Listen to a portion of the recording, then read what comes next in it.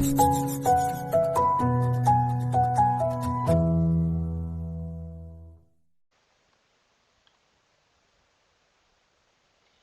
technology needed to set up a home network is here today.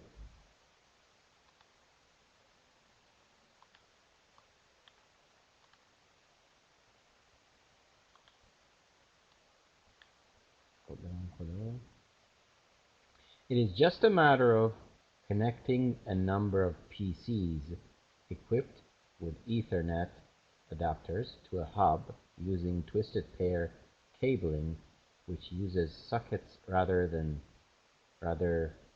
like phone sockets. It is just a matter of connecting a number of PCs equipped with Ethernet adapters. It is just a matter of یعنی کافیه که این کار رو انجام بدید. It is just a matter of یه ترکیب اصطلاحی است. میگه کافیه که تعدادی رایانه شخصی equipped with یعنی در واقع که همراه خودش اینو داره، در واقع مسلح به اینه. مسلح به چیه؟ Ethernet adapter اون در واقع تراشه‌ای که کابل لن بهش وصل میشه تو کامپیوتر شما، به اون میگن Ethernet adapter. میگه اون کافیه که یک کامپیوتر شما پورت اترنت داشته باشن، پورت لن داشته باشن.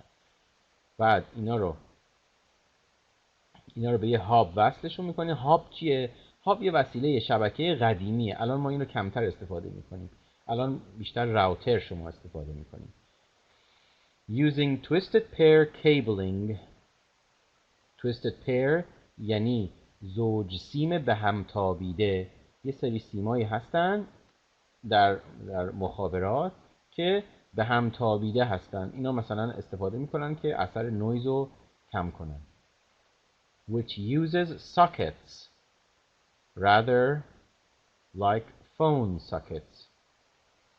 که سوکت هایی شبیه سوکت تلفن استفاده میکنه. Special isolation adapters can be fitted to allow existing mains lines to be used instead of twisted pair cabling.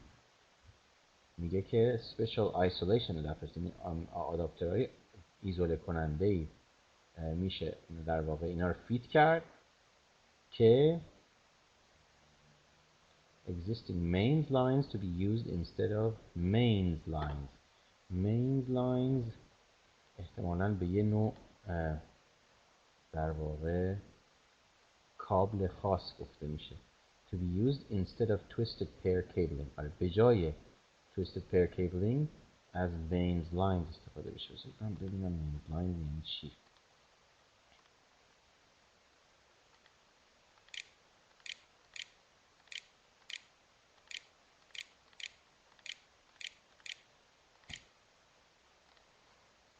Mains electricity. Main line.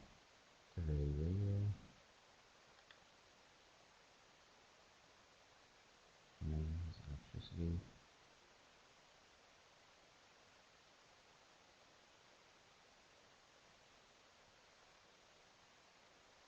ظاهراً در انگلستان شما به خط برق میگین main line. در این آمریکایی بهش میگن utility power یعنی شبکه برق. میگه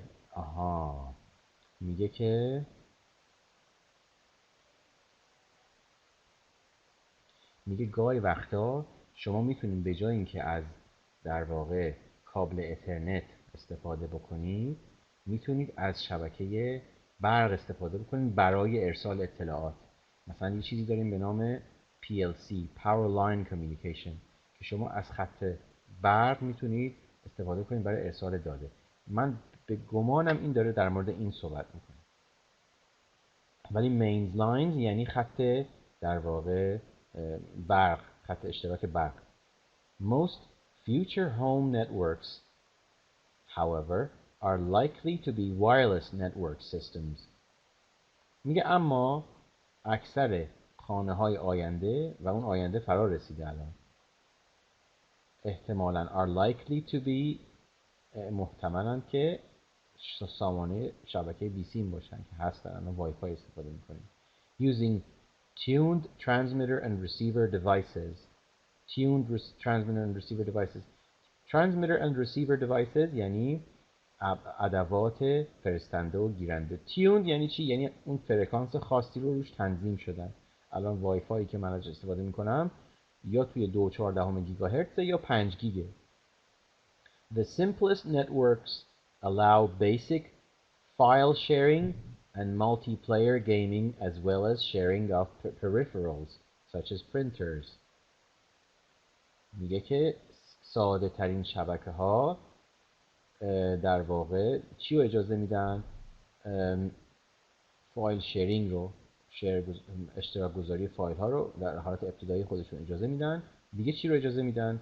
مالتی پلییر گیمینگ، مثلا بازی های آنلاینی که چند نفره انجام میشه. as well as sharing of peripherals such as printers. دیگه چی؟ دیگه مثلا شما میتونی یه پرینتر شیر داشته باشی که چند تا کامپیوتر همزمان بتونن براش جاب پرینت بفرستن. حالا این چجوری انجام میشه؟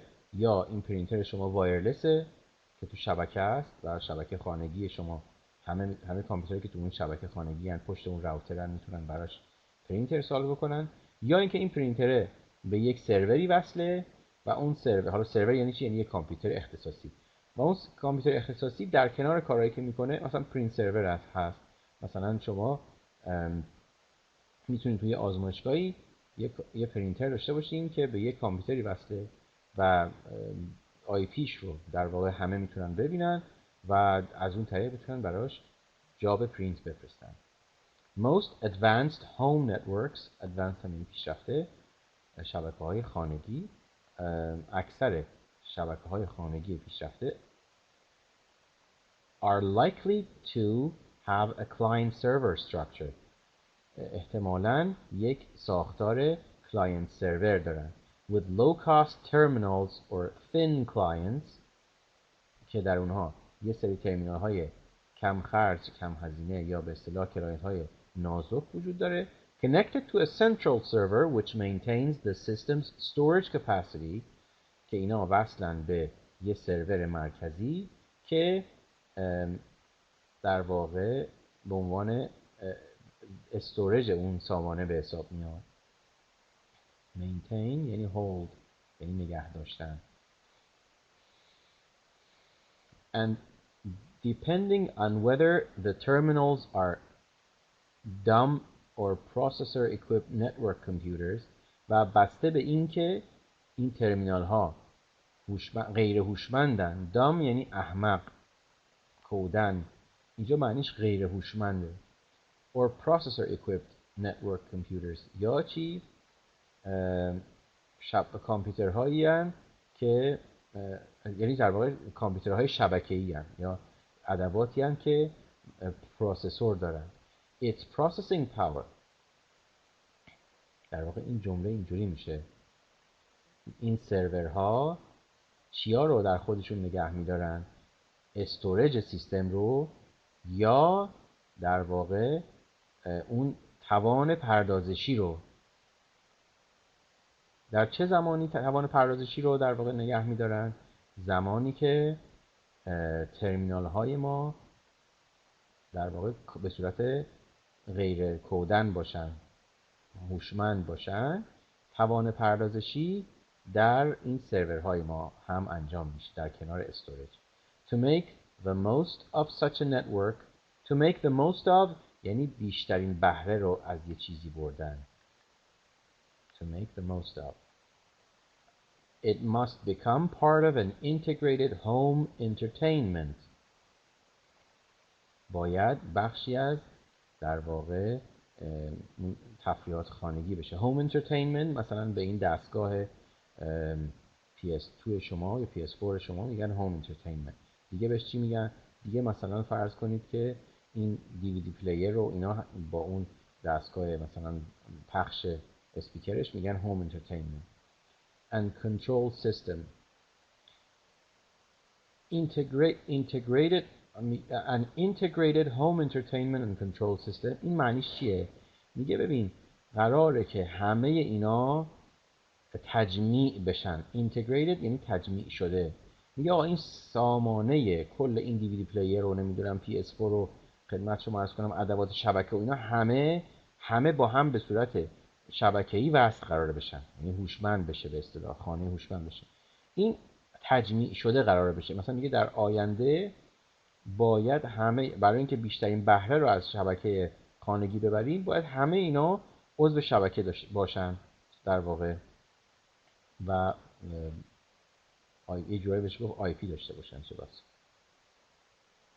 من یادم هستش که سال 2011 2012 بود 2010 بود دقیقاً یادم نیست کی بود، من تو شرکت برادکام بودم و اون مسئول شرکت برادکام، مسئول رده بالاش اومده بود بازدید و همه ما رو برده بودن برای سخنرانی و میگفتش که وزارت انرژی آمریکا به سازندگان وسایل خانگی مثلا $50 به ازای هر فرض کنید یه ماشین رختشویی یا ماشین ظرفشویی یا هر چی، یخچال، $50 به ازای هر واحدی که اینا تولید میکنن میده اگر اینا یه ماژول وای فای به این وسیله خانگی نصب کنن. و اینا مثلا میگفت که با تیب خاطر این کار رو انجام میدن چون هر ماژول وای فای $7-8-10 بود. و در واقع وزارت انرژی آمریکا داشت با این کار ترویج میکرد اینکه منازل هوشمند بشن، یعنی مثلا این ادوات توی شبکه باشن که اگه لازم شد بشه کنترلشون کرد که چه زمانی شروع به کار بکنن، بار شبکه اگه زیاده اینا مصرف، زمان پیک مصرف نمیدونم روشن نشن و چیزایی شد. خب to the user the desktop becomes just one of many features accessible throughout the house. to the user اینجا میشه در واقع از نظر کاربر. میگه از نظر کاربر رایانه شخصی اون دسکتاپ میگه دیگه میشه فقط یکی از چند ویژگی که در کل خانه قابل دسترسه. throughout the house یعنی در کل خانه، در اون خانه. tired of working in the study. اینجا study میشه اتاق مطالعه. میگه خسته شدین از این که داخل اتاق مطالعه کار بکنین. pop down to the living room. pop down یعنی بیا پایین. مثلا احتمالاً اتاق مطالعه طبقه بالاست یا living room که اتاق در واقع حال و پذیرایی اینا میشه. and reload it میشه حال. living room میشه اتاق حال تقریبا میشه. پذیرایی الان دیگه البته تو خیلی خونه ها حال و پذیرایی یکیه ولی قدیما اینجوری نبود، پذیرایی اتاق جدا بود. and reload it into the terminal there.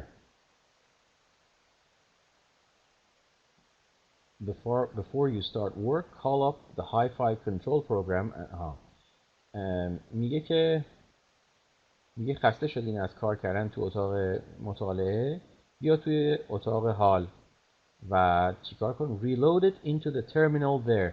احتمالاً اینجا منظورش این میشه که کامپیوتر شخصی تو یا اون وسیله هوشمندی که باش کار میکنی، لپتاپ هرچی هست، اینو وصلش کن به ترمینالی که تو اتاق لیوینگ روم هست.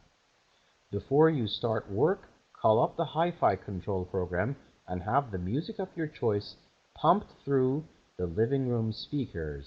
این قبل از اینم که شروع به کار بکنی دوباره این های فای یعنی های فیدلیتی، یعنی کیفیت بالا، مثلا صداش با کیفیت اون دستگاه پخشی که داره میگه صداش با کیفیت های فایه و میگه که اون the music of your choice یعنی موسیقی مورد علاقت pumped through the living room speakers یعنی به شبیه این صداشو میگه به صورت در واقع انگار که آب باشه پمپاژ کن از چی؟ از این بلندگوهایی که در اتاق لیوینگ روم هست. Computer and entertainment networks can be separate but linked by the server to allow control of the latter from the terminals. کامپیوتر و شبکه در واقع تفریحات شما که همین موسیقی و نمیدونم این چیزا باشه که میتوانن جدا بشن، separate یعنی جدا، but linked by the server. میگه آقا اینا میتونن دو تا شبکه مختلف داشته باشن، شبکه کامپیوترهای شخصی و کاری و شبکه ادوات تفریحی، ولی یه سروری باشه که اینا رو به هم دیگه مربوط بکنه. To allow control of the latter from the terminals. latter یعنی دومی. دومی اینجا چیه؟ دومی اینجا اون ادوات تفریحیه. اولی چیه؟ کامپیوتر. کامپیوتر نت. اون کامپیوترها باید توسط سرور بتونن ادوات تفریحی شما رو کنترل کنن. از چه طریق؟ از طریق ترمینال ها. Future home networks are more likely to have the entire system based on a single loop. میگه البته احتمالاً یا به احتمال بیشتری خانه های آینده کل سیستم رو بر اساس یه دونه لوپ در واقع اداره میکنن، یه حلقه‌ای که همه ادوات تو اون حلقه قرار میگیرن. خب سوال نداریم.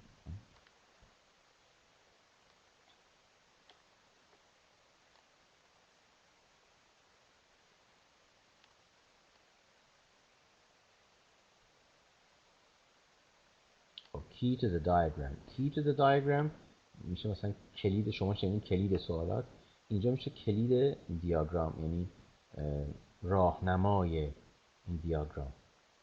line receiver delivering home entertainment audio to speakers within the room. line receiver. line receiver. line receiver شماره 1. TV set relaying digital TV broadcast from the receiver for the network. modem line common. خب بریم سراغ بخش بعدی. من فکر کنم بازم ریدینگ داشته باشه یونیت 11.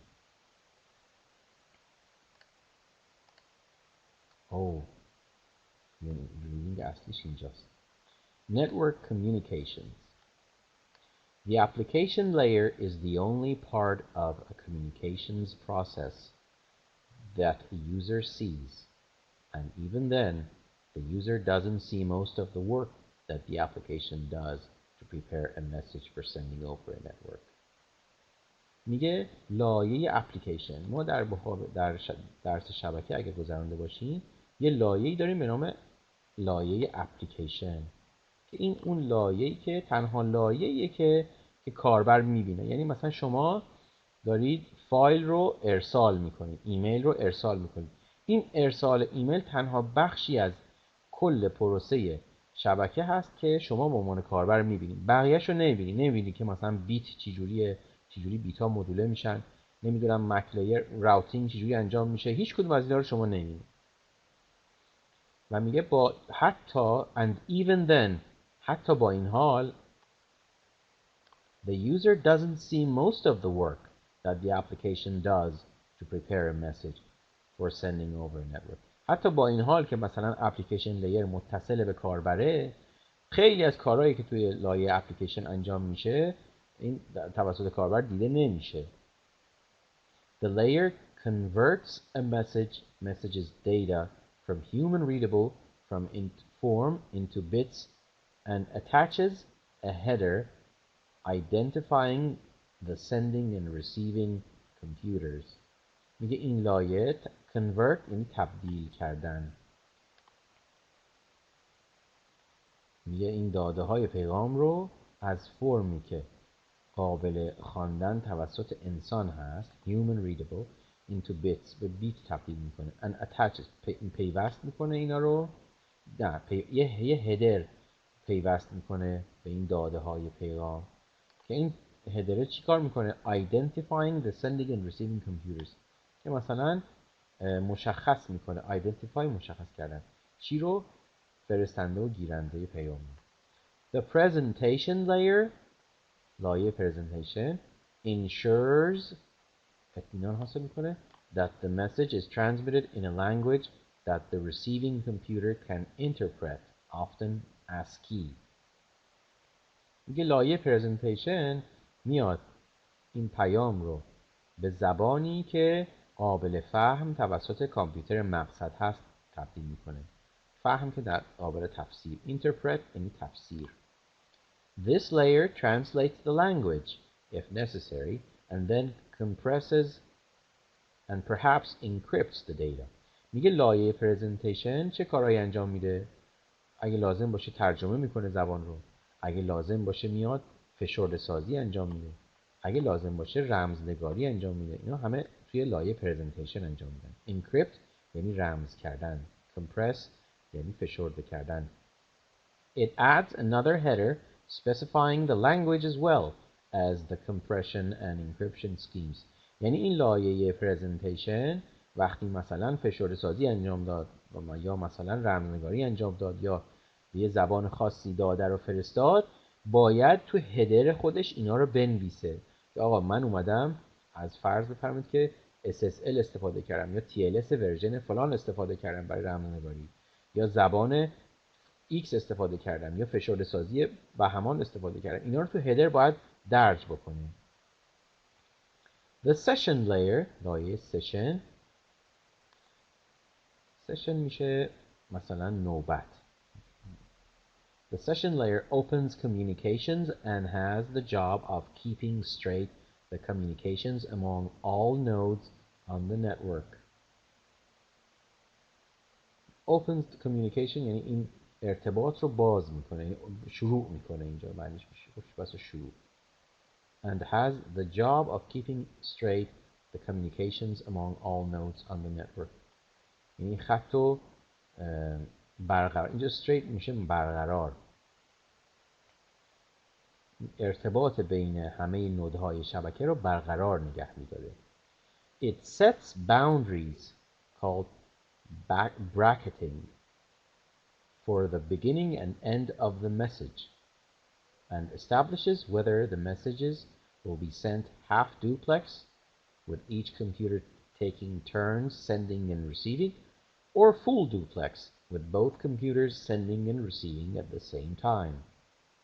It sets boundaries یعنی یه سری محدوده ها رو تعیین میکنه که به اینا میگن bracketing. bracket به این در واقع علامت براکت میگن. برای ابتدا و پایان پیام رو تعیین میکنه. و دیگه چی رو تعیین میکنه این لایه سشن؟ میاد تعیین میکنه که ارتباط ما 7 دوپلکسه یا فول دوپلکسه.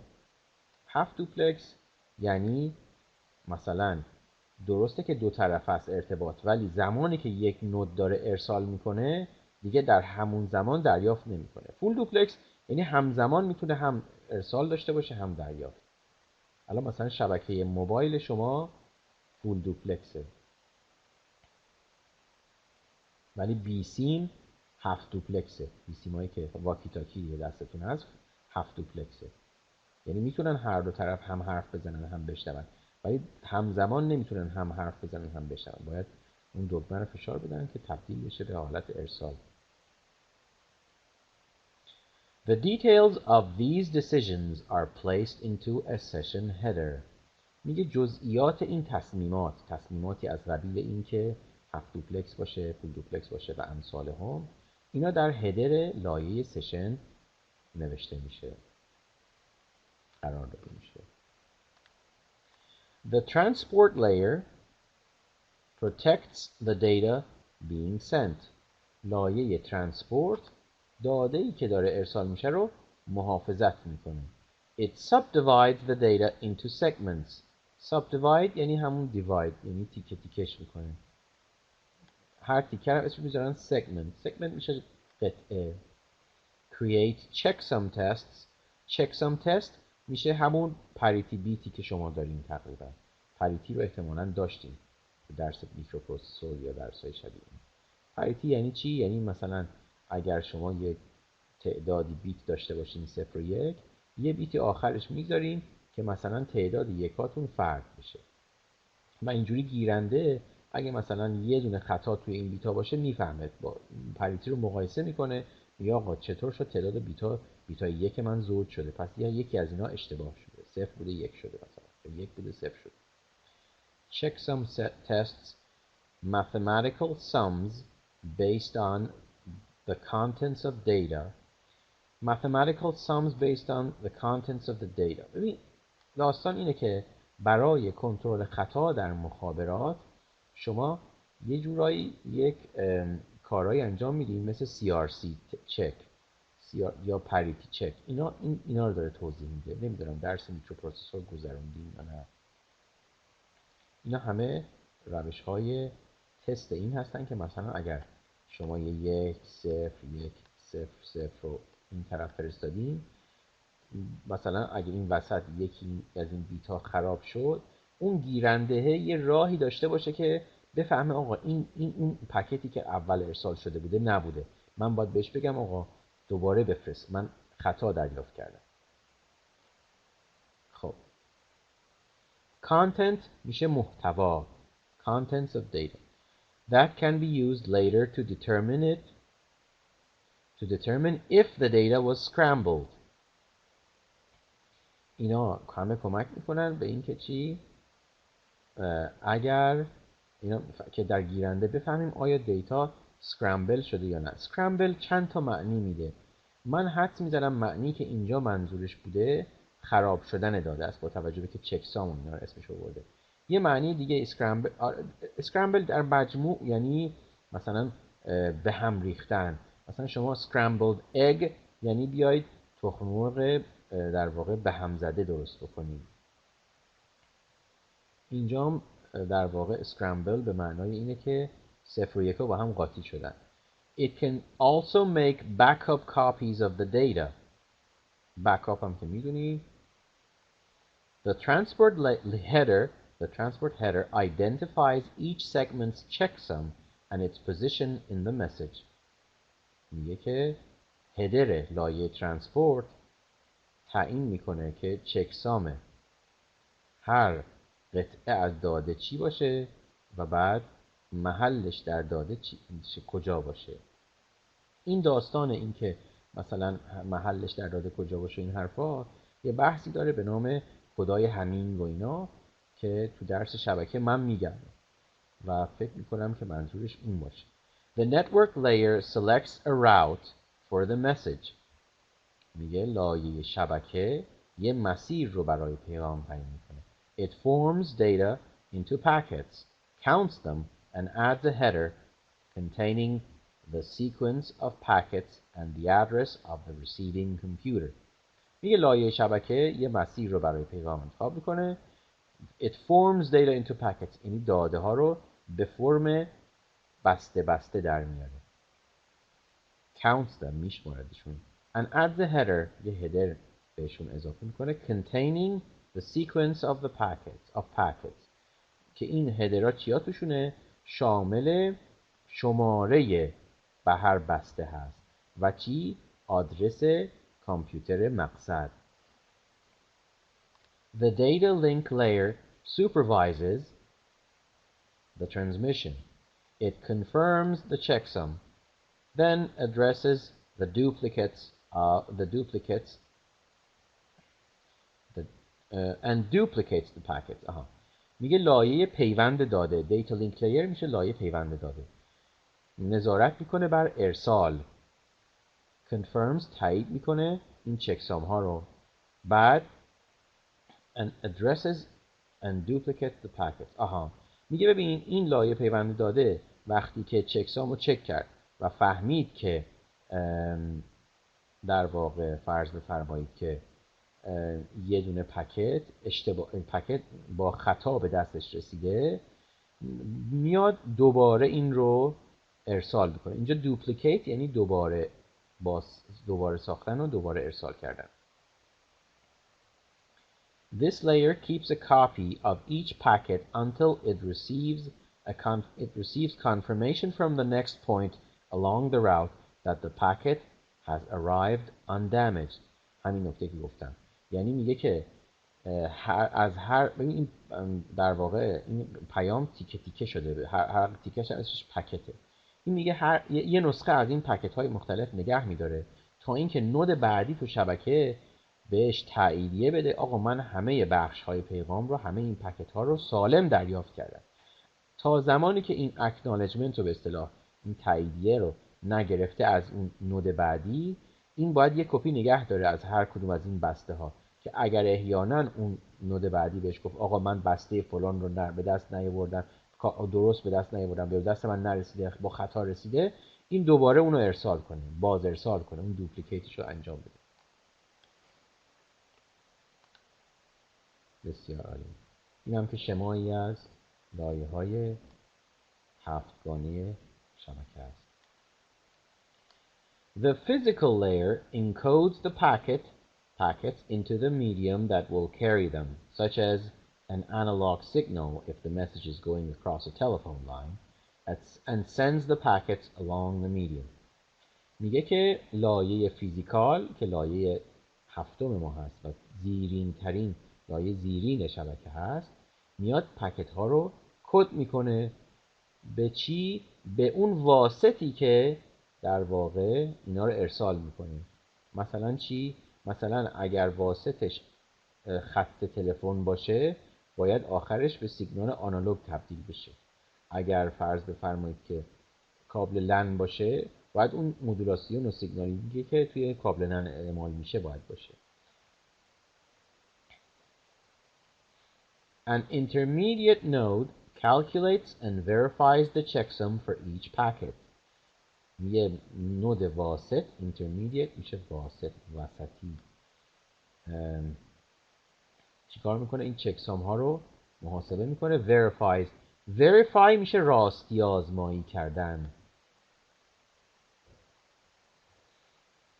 The checksum for each packet. It may also reroute the message to avoid congestion on the network. میگه این نود واسط گاهی وقتا میاد مسیر رو عوض میکنه، مسیر پیغام رو عوض میکنه. چرا؟ جلوگیری بکنه. avoid جلوگیری، congestion تزاهمی که ممکن تو شبکه باشه ازش جلوگیری میکنه. At the receiving node, the layered process that sent the message on its way is reversed. میگه در اون نود آخری این فرایند لایه‌ای، این فرایند لایه شده که ارسال رو انجام داده برعکس میشه. یعنی این شکل رو که نگاه بکنی میگه آقا این کامپیوتر لایه اپلیکیشن، بعد لایه پرزنتیشن، بعد سشن الی آخر تا لایه فیزیکال تا برسه به چی؟ به این سیمه. بعد از اون سر سیم اول فیزیکال میاد، بعد دیتا لینک تا برسه به اپلیکیشن کامپیوتر گیرنده. میگه این ریورس میشه. یعنی ریورس یعنی معکوس شدن. این فرایند لایه سازی اینجا معکوس میشه در کامپیوتر گیرنده. is reversed. The physical layer reconverts the message into bits. میشه لایه فیزیکال باز تبدیل میکنه پیغام رو به بیت. The data link layer recalculates the checksum, confirms arrival, and logs in the packets. این لایه پیوند داده دوباره چکسام ها رو محاسبه میکنه، دریافتشون رو تایید میدنه و لاگ اینجا یعنی مثلا ذخیره کردن، این پکت ها رو ذخیره میکنه. The network layer recounts incoming packets for security and billing purposes. لایه شبکه این پکت های دریافتی رو به مقاصد امنیت و در واقع بیلینگ اینجا یعنی مثلا میخواد هزینه شون حساب بکنه، اینا رو باز شماری میکنه. مثلا میتونه معنیش این باشه که میخواد ترافیک رو حساب بکنه. The transport layer recalculates the checksum and reassembles the message segments. میگه لایه ترانسپورت چکسام ها رو دوباره محاسبه میکنه و ری اسمبل میکنه، یعنی دوباره اینا رو سرهم میکنه، چون اینا تیکه تیکه شده بودن، اینا رو به هم دیگه وصل میکنه، یک پارچهشون بکنه. The session layer holds the parts of the message until the message is complete and sends it to the next layer. لایه سشن هم میاد قسمت‌های مختلف پیغام رو نگه میداره تا اینکه کامل بشن، بعد اینا رو میفرسته به لایه بعدی. The presentation layer expands and decrypts the message. لایه presentation اون عمل عکس فشرده سازی رو انجام میده و رمزگشایی میکنه پیغام رو. The application layer converts the bits into readable characters and directs the data to the correct application. لایه اپلیکیشن هم میاد این بیت ها رو به کاراکترهای قابل خواندن تبدیل میکنه و داده رو به اپلیکیشن مورد نظرش در واقع هدایت میکنه. direct هدایت کردن اینجا.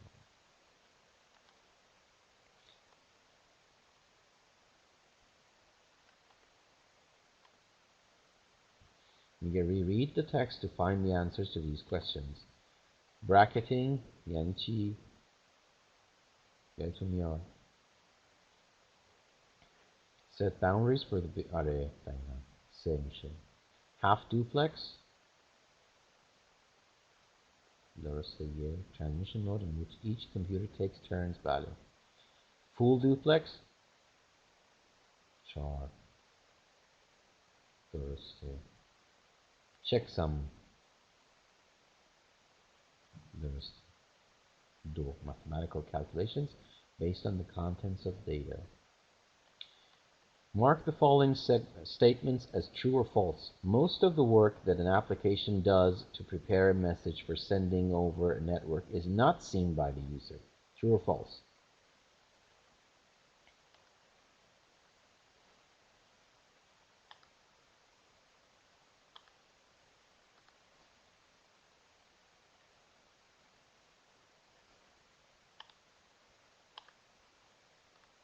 True, بله. ASCII is always used to transmit data. False.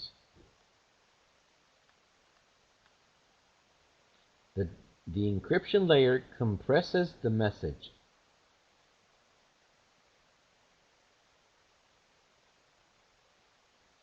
ما چیزی به نام encryption layer نداریم و اصلا encryption هم کارش کامپرس کردن نیست. این باید میگفت the presentation layer. این هم به نظرم false. The network layer keeps track of how many packets are in each message. لایه شبکه این تعداد بله. For billing purposes مثلا. The network layer keeps a copy of each packet until it arrives at the next node undamaged. این چه لایه‌ای بود این کارو میکرد؟ من یادمه که یه لایه دیگه‌ای بود این کار.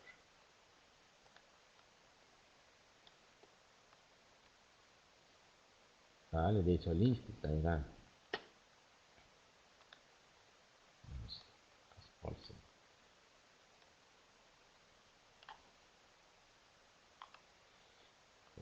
False. Analog signals are used on ordinary telephone lines. بله.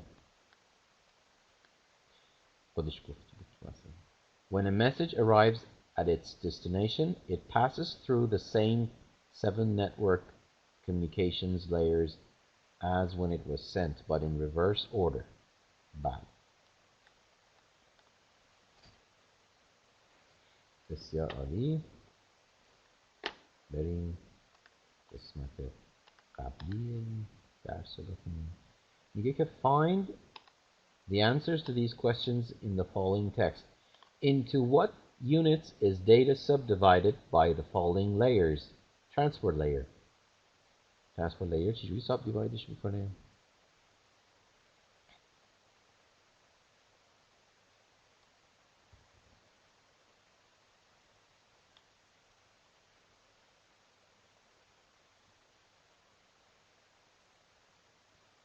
لاین سی من احساس میکردم که تو bits واقعا بدون transport layer راست میگه اپلیکیشن نبود. the transport layer protects the data by data being sent. It subdivides data into segments. آره درست بود. network layer چی؟ اونم میشه اینجا خط 36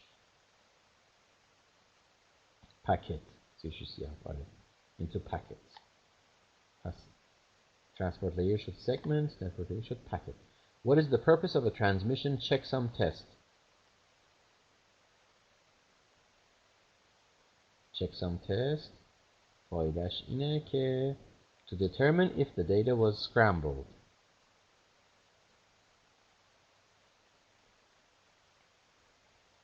خط 32 دیگه میکنیم. Create checksum test can be later to determine if the data was scrambled. 37 چی گفته؟ It forms an the packet, counts them, adds a header containing the sequence of... Nah. No.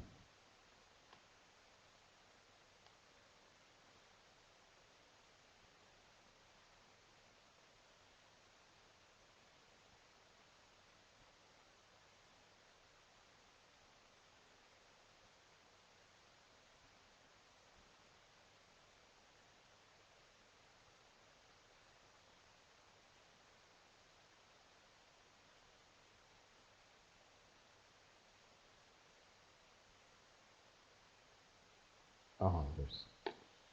خب, what is how long does the data link layer keep a copy of each packet?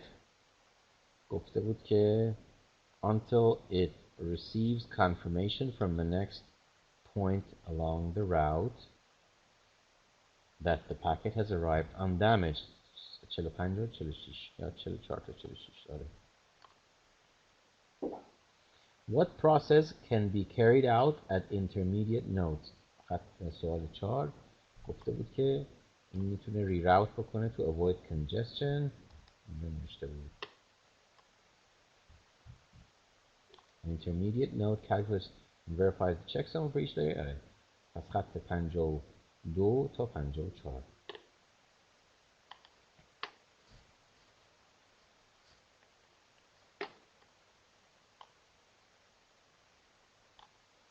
ببین هفته بعد که امتحان میان ترم هست شما بیشتر از هر چیزی روی معنی لغات تمرکز کنید. معنی لغاتی که تو سر کلاس گفتیم.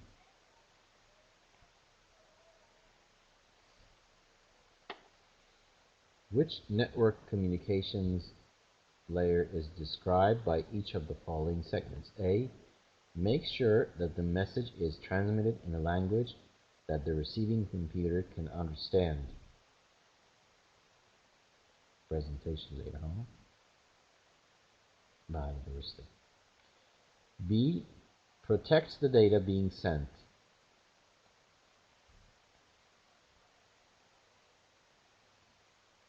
Transport بله آفرین.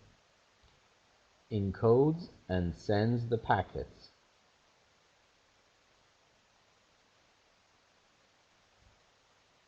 این فیزیکاله. Encodes and sends the packets. میشه فیزیکال. Supervises the transmission. Supervise میشه دیتا لینک ببینیم. بله درسته. The part of قسمت E, the part of a communication process that a user sees. Application درسته. Starts communications and looks after communications among network nodes. این کدوم بود؟ این منم یادم نیست.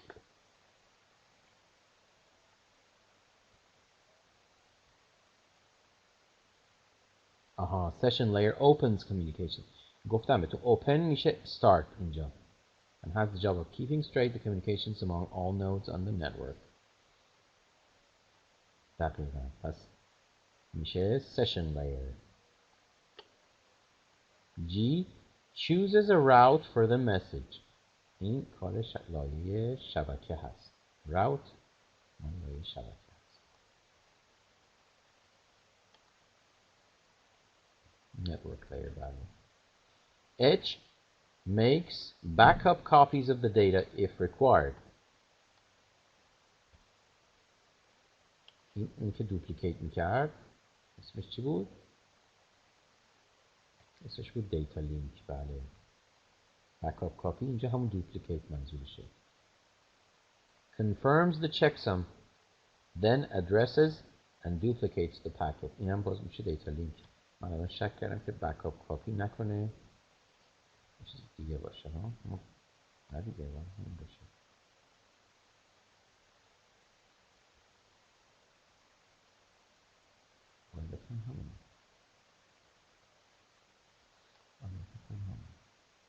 اوکی.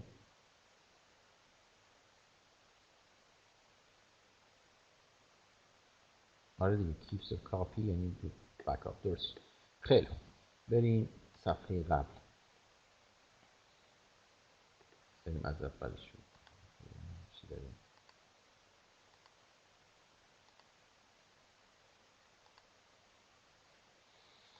خب اینو که منه خبری نیست.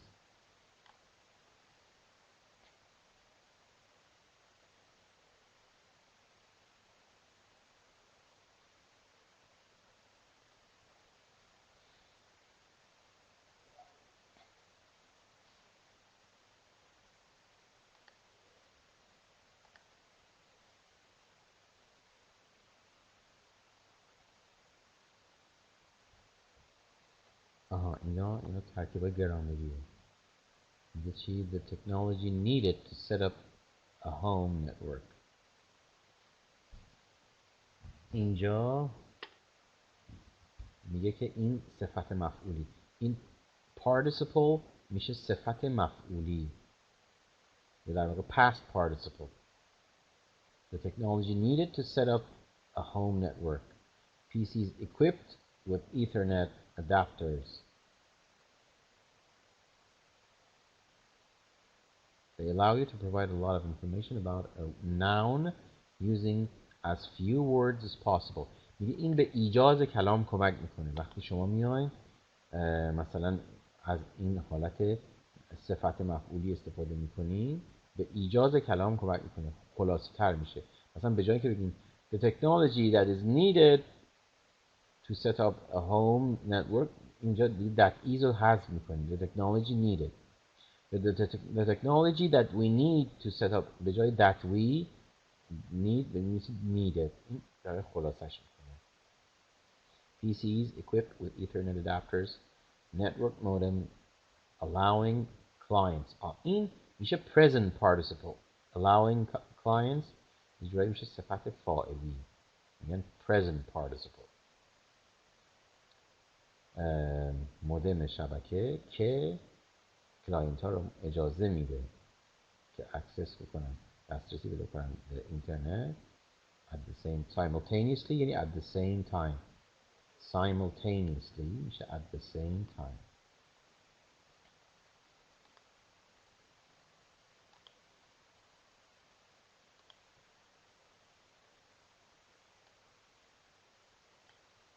یعنی همزمان. data line linking client to server. بعد دیگه چی؟ the technology needed to set up a home network. technology which is needed. آره دیگه نکنیم داریم میگه کمک میکنه خلاصه بشه. خب دیگه چی؟ میگه که complete the definitions with the correct participle of the verb given in brackets. A gateway that is an interface. اینجا میگه ما با این ریشه enable چه کلمه اینجا استفاده بکنیم؟ present participle or past participle؟ یا چه کلمه باید استفاده کنیم؟ ببینم میتونیم بگید شما.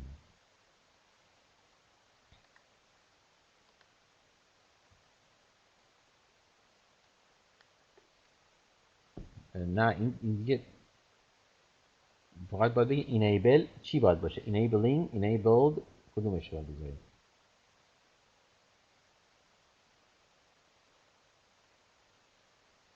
enabling بله enabling.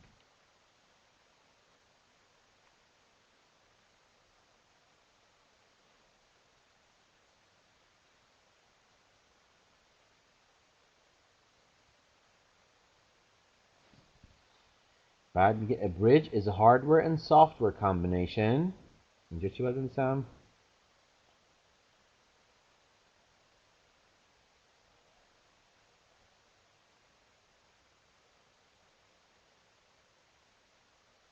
used بله میشه past participle. ما اینا رو توی کلاس زبان یاد میگیریم، گرامر در حد 20. بعد میریم اونور میبینیم اصلا اینا نمیدونن خودشون اینا چی هست. A backbone is a network transmission path. خب اینجا چی باید بگیم؟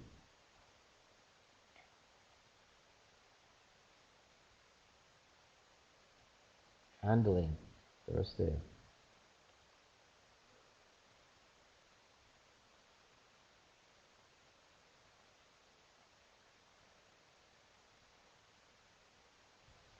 major data traffic. A router is a special computer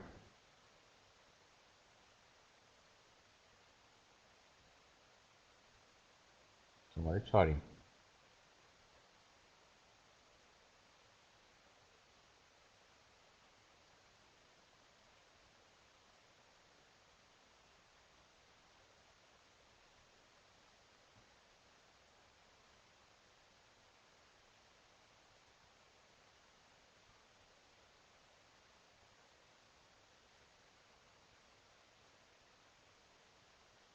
directing درسته.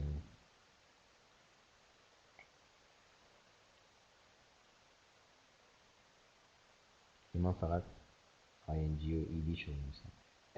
پس میگه که این راوتر یک کامپیوتر ویژه هست که هدایت میکند پیغام ها رو وقتی تعداد فراوان شبکه وصل میشن بهش. A network خب حالا شماره 5 A network is a number of computers and peripherals linked بله linked together.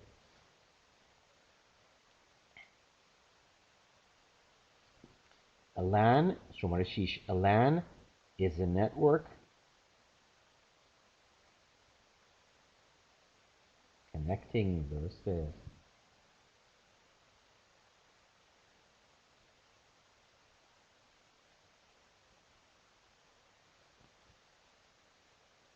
A server is a powerful computer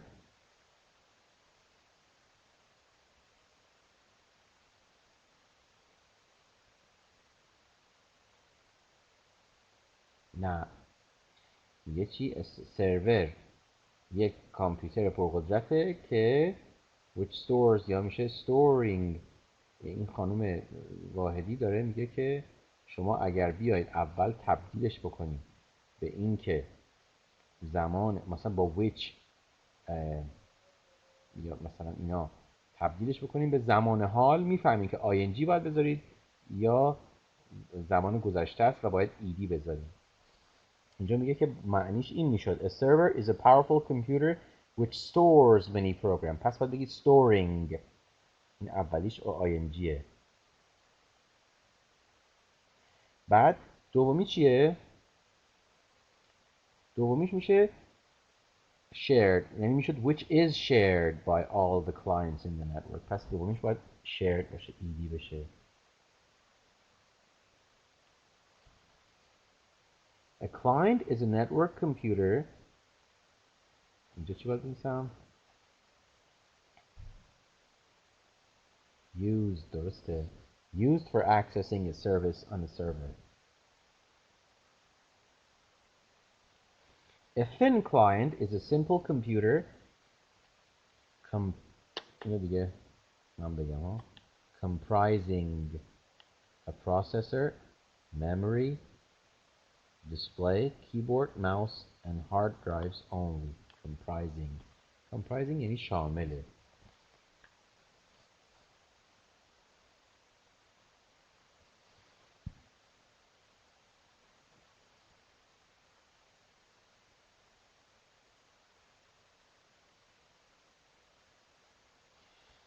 شماره 10. A hub is an electronic device connecting all the data cabling in a network.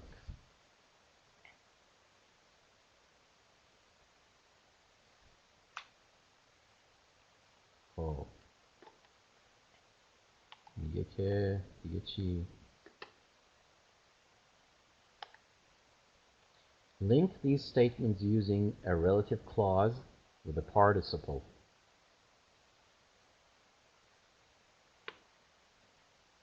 ساعت چند راستی؟ 6:30 دیگه درسته؟ خب خدمت شما عرض کنم که میگه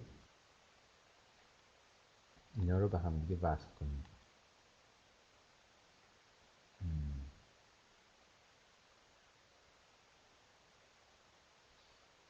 The technology is here today.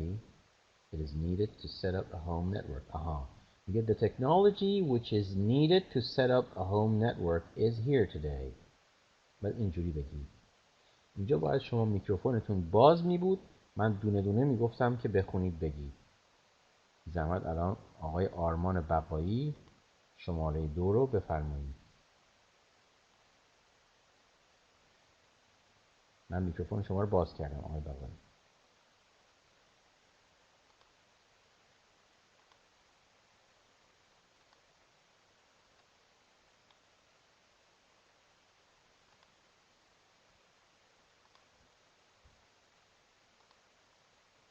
نفر بعدی دیگه خانم ابراهیمی شما بگید شماره 2 رو.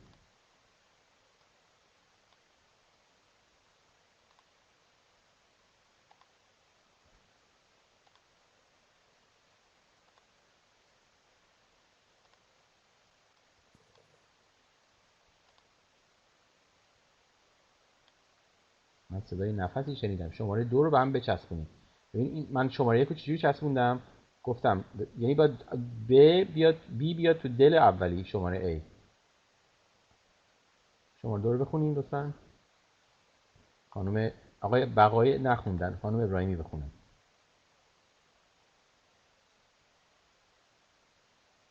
خانم ابراهیمی هم نخوندن، آقای صادق عمویی بخونن.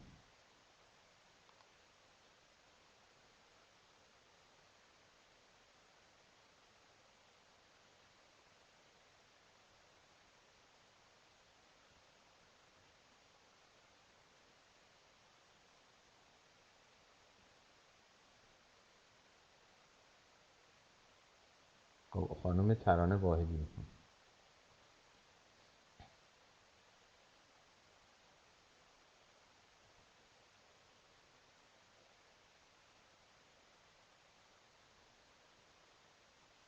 چراستی که کلا علاقه ندارید بخونید.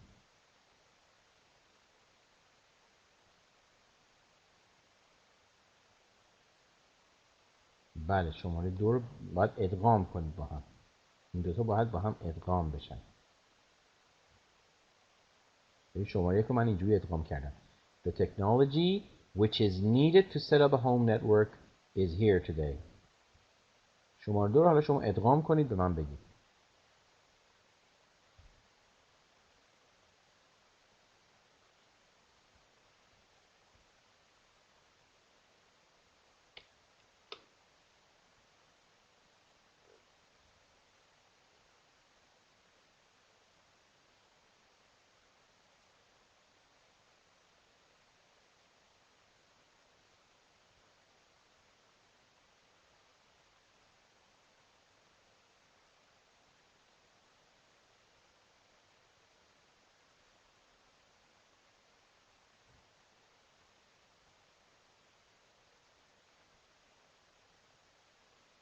میگه که you only need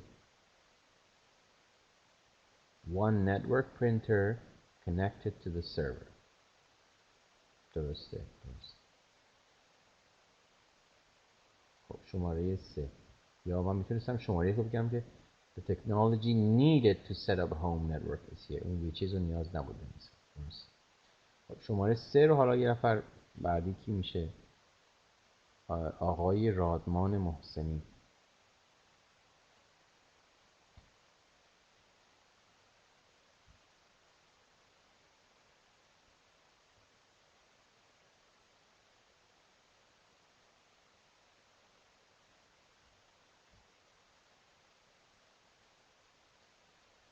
خانم سارا عزیزی.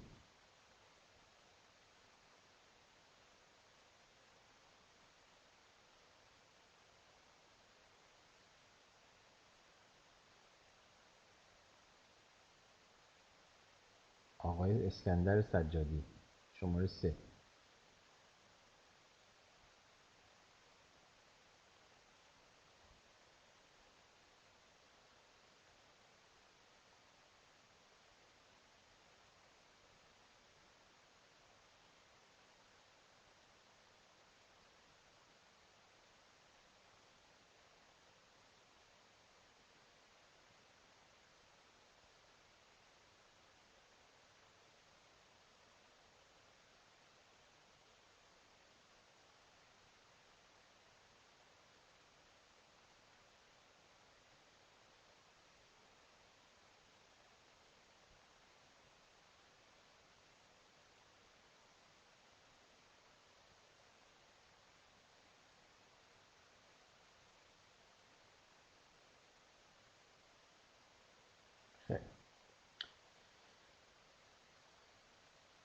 آقای علی نیکزاد لاریجانی.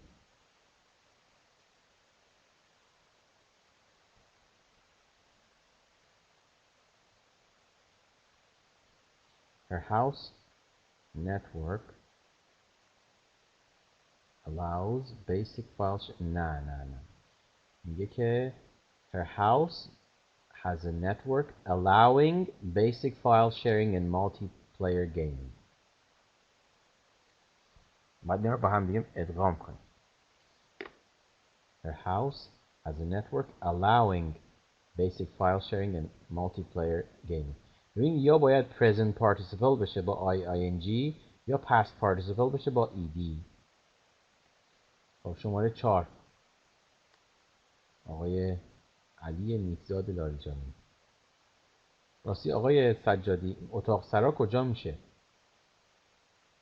کدوم شهر؟ نزدیک کدوم شهر؟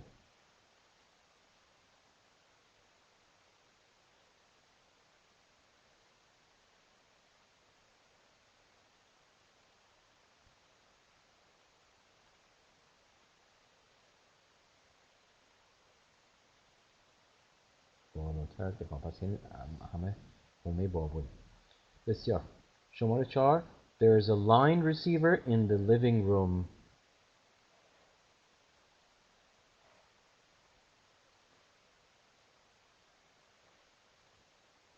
There is a line receiver in the living room. It delivers home entertainment audio to speakers. اصلا هر کی داوطلبه بگه دیگه من مهم نیستش.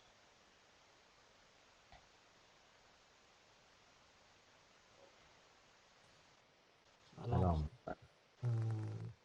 There is a line receiver in the living room delivering home entertainment audio to بله دست شما در نکنه آقای بسیار. 5 Eve has designed a site. It is dedicated to dance.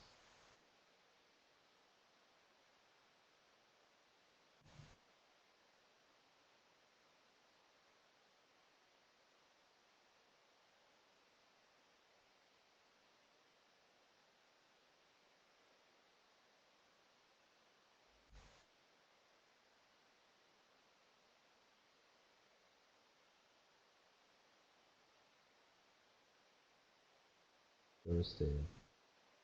آقای اسحاق تیموری. آقای اسحاقی دیگه است. درسته.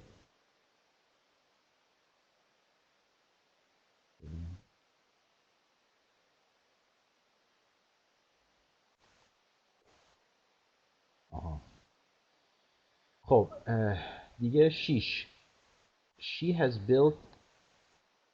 has built-in links. They connect her site to other dance sites.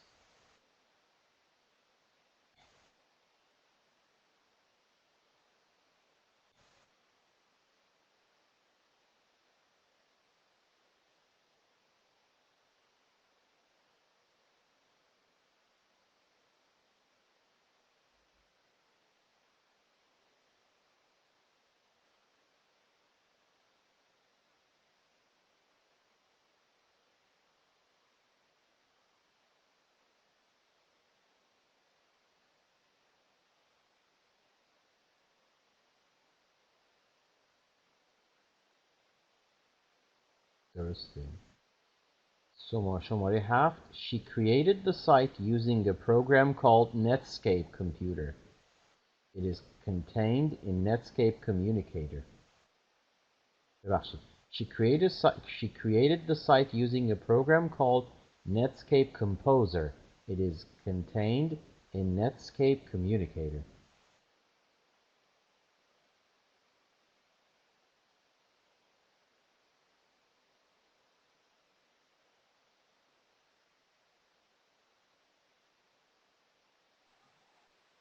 استاد صدا میاد؟ میتونم شماره 8 بگم؟ شماره 7 رو الان باید بگید. شماره 7 خانم واحدی گفتن she created the site. شما باشین پشت خط باشین. She created the site using a program called Netscape Composer contained in Netscape Communicator. آره شماره 7 رو خانم واحدی درست گفت. شما آقای برقایی هستم. فرمایید 8 بفرمایید. At the center of France Telecom's home of tomorrow is a network accessed through a Palm Pilot style control panel. شماره 9.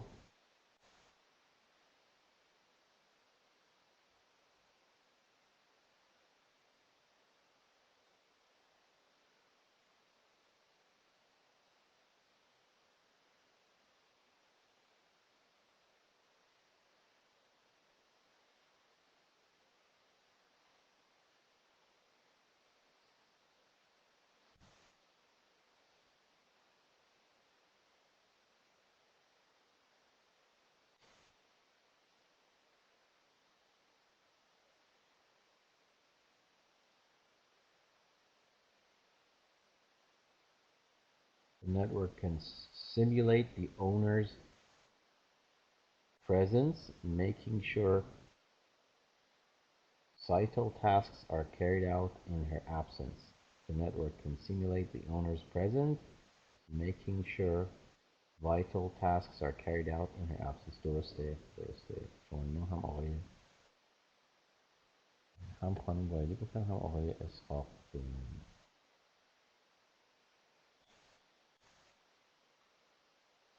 شماره 10.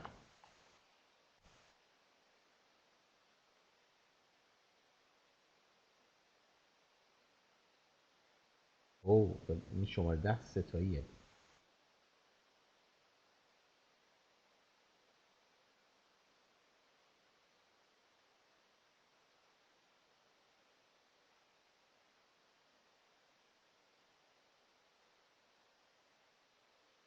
بله آقای بقایی راد. میکروفون دارید شما اینیبله.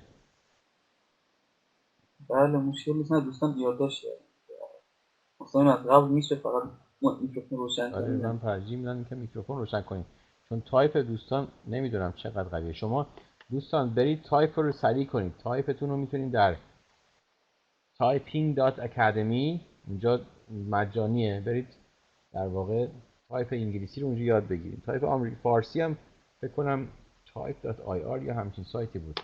برید تمرین کنید تایپ رو. The house has an electronic doorkeeper programmed to recognize you, giving access to family only. آره اینم درسته. آقای رجبی هم همین گفتن. Has an electronic doorkeeper programmed to recognize you and giving access. And نیاز نبود. Giving access to family only.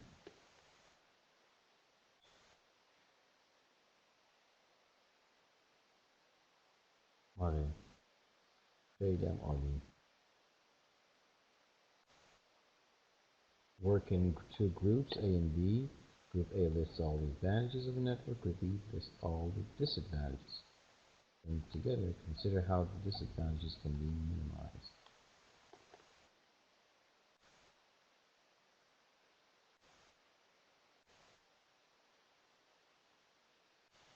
بسیار عالی. من فکر کنم که این یونیت رو ما کلاً تحت پوشش قرار دادیم. انشالله که شب خوبی داشته باشیم.